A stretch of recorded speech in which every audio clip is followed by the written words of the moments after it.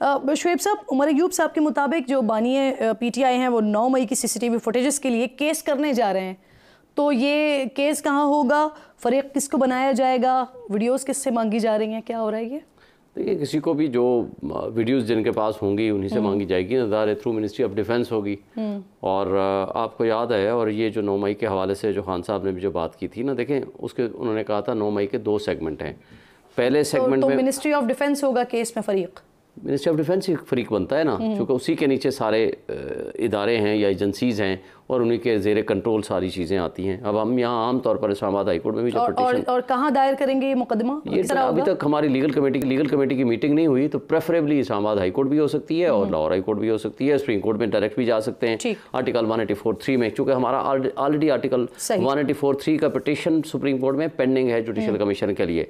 आज से 15 महीने पिटीशन फाइल की थी, आज तक एक पेशी भी नहीं लगी। आपको याद होगा कि जब नैब का केस अपील चल रही थी तो इमरान खान साहब ने चीफ जस्टिस साहब की सरबराही में जो 5 रुकनी बेंच था उससे रिक्वेस्ट की थी कि मेरे 2 केसेस की जल्दी फिक्सेशन कर दी जाए, एक 9 मई के हवाले से जो जुडिशल कमीशन का मामला है और उसी के साथ ही ह्यूमन राइट्स वायलेशंस का मैटर है, दूसरा 8 फरवरी के ऊपर जो ये फ्रॉड हुआ है और रिगिंग हुई है और जो मैनिपुलेशन हुई है उसकी जो हमारी पिटीशन पेंडिंग है उसके आज तक एक तारीख नहीं लगी, उसके भी 6 महीने हो गए। इसके लिए आप बता रहे हैं कि तो लाहौर हाई कोर्ट जा सकते हैं या इस्लामाबाद हाई कोर्ट जा सकते हैं, 9 मई का मामला, और साथ हम उसमें सुप्रीम कोर्ट में भी जा सकते हैं, बट हमारी लीगल कमेटी की मीटिंग होगी, हम उसमें करेंगे। एक बात उन्होंने कही थी, देखें उन्होंने कहा जी 2 बातें हैं, एक ये है कि एक पहले सेगमेंट में मुझे किडनैप किया गया थ्रू रेंजर्स और उसके बाद जिसको सुप्रीम कोर्ट में, और वो भी थंब इम्प्रेशन के प्रोसेस में से, और आज तक ये तारीख नहीं है पाकिस्तान की कि कोई बंदा जो बेल के लिए अप्लाई कर चुका हो, अदालत में सरेंडर कर चुका हो, थंब इम्प्रेशन के प्रोसेस में हो, उनको वकीलों को तशद्दुद का निशाना बनाया जाए, इमरान खान को तशद्दुद का निशाना बनाया गया और अमले को तशद्दुद का निशाना बनाया गया, उनको अगवा करके ले गए।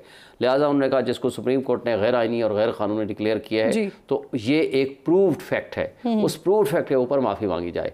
दूसरा है CCTV फुटेजेस किसने चुराई हैं, और आज तक हाई कोर्ट की डायरेक्शन के बावजूद high court Islamabad high court वाली जो CCTV फुटेज थी आज तक पेश नहीं की गई। लिहाजा वो बहुत सारी फुटेजेस जो मौजूद है उस पर भी तो आप लोगों की तरफ से बड़ा वाज़ेह तौर पर आ नहीं रहा है कि 9 मई के हवाले से बात करके खत्म करो। देखें उन्होंने कहा जी CCTV फुटेजेस और जुडिशल कमीशन वो इसलिए जरूरी है कि देखें एहतजाज करना तो किसी भी जगह पे करे कोई जुर्म नहीं है। अब किसने आग लगाई, किसने घिलाओ जुराव किया और उसको वो बेस्ट एविडेंस कौन सी होगी, वो CCTV फुटेज होगी। वो जब जिसने चुराई हुई है इसका मतलब है दाल में कुछ काला है और वो क्यों चुराई हुई है। सही और आखिरी बात सर आपका पॉइंट आ गया, आप जानते हैं वक्त की थोड़ी सी किल्लत है सर। ये साबिक वज़ीर दाखिला वो कह रहे हैं कि भाई 9 मई में जो है वो गैर मुल्की एजेंसीज भी इन्वॉल्व हैं। कौन सी एजेंसीज इन्वॉल्व हैं इस सारे मामले में? सिर्फ एक बात कर लूँ, इस्लामाबाद लाहौर हाई कोर्ट ने लास्ट आज से 1 हफ्ता पहले सारे एविडेंसेस मांगे, जो कुछ आपके पास वीडियो ऑडियो किसी भी शेप में मौजूद है उन्होंने कहा जी हमारे पास कुछ नहीं है, और वो ऑर्डर अगर आप पढ़ लें तो आपको उसका सारा कट्टा चटा खुल जाएगा। बिल्कुल ठीक सर।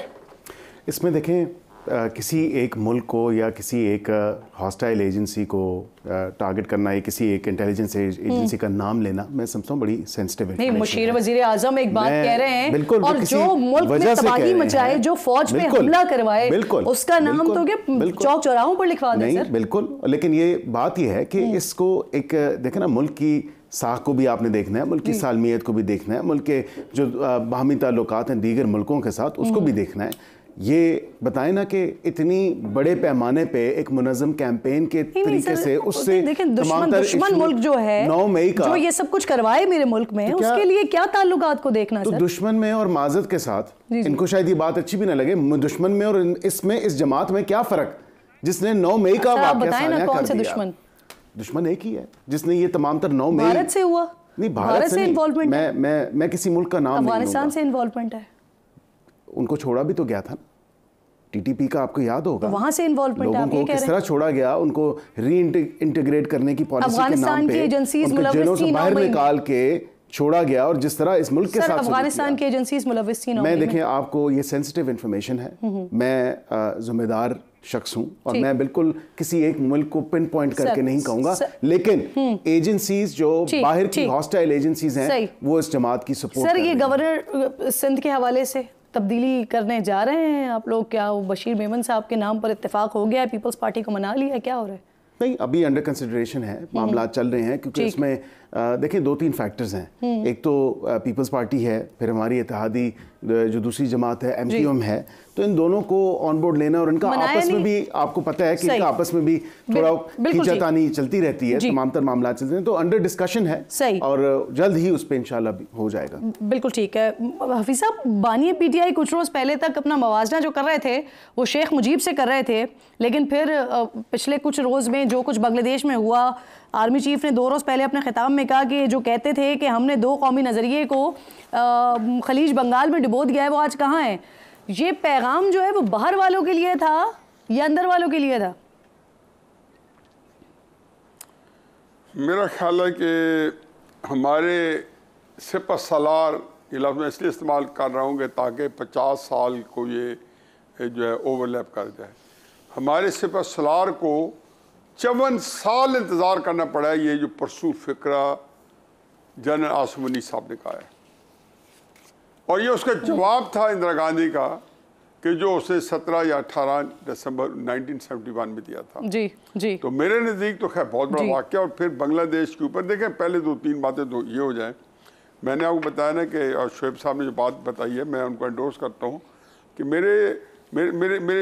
मुझे जिसको कहना चाहिए कि शुएब साहब से जब ये बात कर रहे हो तो इनसे कई बातें मैं सीखता हूँ, और बहुत सारे इख्तलाफ होता है, लेकिन एक उनके अपने जो पैरामीटर्स है, प्रिंसिपल्स है, ये उनकी गुफ्तगू उसके अंदर रहती है और उन्हें क्लैरिफाई भी कर दिया, और रियली आई एम हैप्पी। मैं एक बात कर रहा हूँ जो शुएब साहब के शायद वक्त से पहले से है और कुछ शुएब साहब के वक्त की है। 2011 में ख़ास चुना मैंने और 2024 भी ख़ास चुना। ये 13 साल के अंदर इमरान खान साहब अगर आइन और कानून के साथ खड़े रहते कि ना साहबा, तो खुदा गवाह है कि आज हमारी ये बहस हो ही ना रही होती। मैं फिर दोहरा दूं कि 13 सालों का आइन पाकिस्तान और कानून के साथ खड़े रहते, और जो लोग उसको वायलेट कर रहे थे उनको अब बात सुनते हैं, और जो लोग उनको वायलेट कर रहे थे उनके वो गिरबान को पकड़ते और अपनी जान पे खेल जाते, बजाय इस वक्त जान पे खेलने के उस वक्त जान पे खेलते। 2014 के अंदर, 15 के अंदर, 16 के अंदर जब रियासत रही, सियासत रही, रियासत बचाओ। अब आ जाएं जी आप बांग्लादेश के ऊपर। देखें जी, क्राइसिस में ये है कि यहाँ पे लोग बड़ी सही नॉलेज के साथ बांग्लादेश को देख रहे हैं। बांग्लादेश का जी हाँ, वो फिर आपकी किसी प्रोग्राम बनाएंगे तो उसी तनाजुर में, क्योंकि मुझे पता है कि शुएब शाहीन साहब को पाकिस्तान स्टडीज़ का शौक़ है, तो जो मेरा पास वो कहते हैं ना कि चश्मदीद गवाही हैं, वो मैं उनको देता जाऊंगा, क्योंकि वैसे मेरे बहुत प्यारे छोटे भाई हैं। अब आ जाए बांग्लादेश के ऊपर। बीबी मुझे आज सजीब वाजिद, शेख हसीना वाजिद का बेटा, वो ये कहते हैं, उसकी बेशुमार बातें उसमें ऊपर 2 प्रोग्राम कर सकते हैं कि उसके 4 दिन के अंदर बयानात के अंदर कैसे कि पहले दिन क्या बयानात थे वो बिल्कुल उखड़ चुका था। उन्होंने कहा जी इस बांग्लादेश की ऐसी तैसी इन्होंने माँ की कदर नहीं की, और ये ना शुक्री कौम है, फलानी फलानी। आज उनके अंदर कुछ दमशम आ रहा है, और उन्होंने कहा जी मैं तो अपना विरासत करूँगा और जाके सियासत करूँगा। चलो ये अलग बहस है, लेकिन अब ये जो बात उन्होंने की है जिसका मैं जिक्र कर रहा हूँ, उन्होंने कहा जी कि किसी मुल्क में देखा है कि नाज़ी जर्मन वो पूरा मुल्क निकल आए और हिटलर के हक में नारे लगाए या नाज़ी जर्मन के हक में नारे लगाए, या अल्लाह मियाँ तू कितना बेनियाज है। यानी कि वो रेफर कर रहे हैं उनको रज़ाकारों को कि हम रज़ाकार हैं, रज़ाकार हैं, रज़ाकार हैं, रज़ाकार हैं। उनको क्या कह रहे हैं? Nazi German. क्यों? क्योंकि ये रज़ाकार जो थे पाकिस्तानी फ़ौज का दस्तो बाजू थे। आप उनकी सेंसिटिविटीज़ को नहीं वाकिफ बांग्लादेश की। बांग्लादेश के अंदर पाकिस्तानी आर्मी को उन्होंने एक ड्रैकुला बना के पेश किया रखा हसीना वाजिद उसके वालिद ने। वालिद का तो ये देखें कि 3 साल के अंदर कैसा तिया पांचा हुआ कि अगर ये 2 बच्चियाँ जो हसीना वाजिद उस वक्त और रेहाना जान ना बचा सकती, तो मेरा ख्याल है कि आज किसी जो है ये उनका नाम लेवाना होता। तो उसके उन्होंने खुद वो कह रहे हैं कि वो तहरीक जो है वो रज़ाकार है, बच्चे कह रहे हैं हम रज़ाकार हैं, हम रज़ाकार हैं। यानी कि हम पाकिस्तान आर्मी के जो दायां और बायां बाजू अल-शम्स और अल-बदर है, 40 साल इस मुल्क में अल-शम्स और बदर को जो मुजाहिदीन थे जिन्होंने उस हालात में पाकिस्तानी फौज का साथ दिया, हमने उनको इतना जलील किया। खुदा गवाह है कि जमात इस्लामी के जो लोग थे, जमात इस्लामी ने नाम लेना छोड़ दिया कि उस मुल्क के अंदर कोई अक्ल के साथ बातें होती। फांसियां दी गई। बांग्लादेश के अंदर एक बहुत माजरत, आप बड़ी इंपॉर्टेंट बात करें।